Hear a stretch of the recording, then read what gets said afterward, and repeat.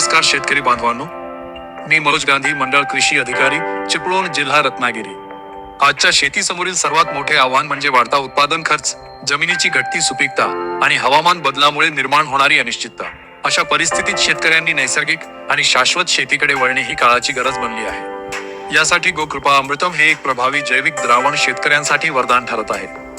गोकृपा अमृतम मध्ये असणारे उपयुक्त सूक्ष्मजीव जमिनीतील सेंद्रिय पदार्थांचे विघटन करून पिकांना आवश्यक अन्नद्रव्य उपलब्ध करून देतात. त्यामुळे जमिनीची सुपीकता वाढते, मातीचे आरोग्य सुधारते आणि पिकांच्या मुळांची वाढ अधिक जोमदार होते. रासायनिक खतांच्या वाढत्या किमतीमुळे शेतीचा खर्च दिवसेंदिवस वाढत आहे. अशा वेळी गोकृपा अमृतमचा नियमित वापर केल्यास रासायनिक खतांवरील अवलंबित्व कमी होऊन उत्पादन खर्चात बचत होऊ शकते. यासोबतच पिकांची प्रतिकारशक्ती वाढण्यास मदत होते, रोगांचा प्रादुर्भाव कमी होतो आणि पिके प्रतिकूल हवामानाचा सामना करण्यास सक्षम बनतात.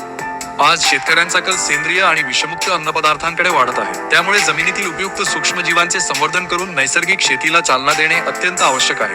गोकृपा अमृतमचा वापर जमिनीतील जैविक क्रिया वाढवून दीर्घकालीन उत्पादनक्षमतेस हातभार लावतो.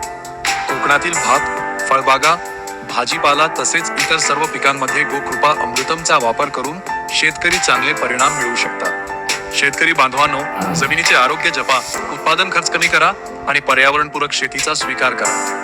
लक्षात ठेवा, जमिनीला जीवन ठेवायचे असेल तर जमिनीतील सूक्ष्मजीव जीवन ठेवावे लागतील आणि त्यासाठी गोकृपा अमृतम सारखे जैविक पर्याय स्वीकारणे ही काळाची गरज आहे. अधिक माहितीसाठी आपल्या गावातील सहाय्यक कृषी अधिकारी किंवा कृषी विभागाशी संपर्क साधावा.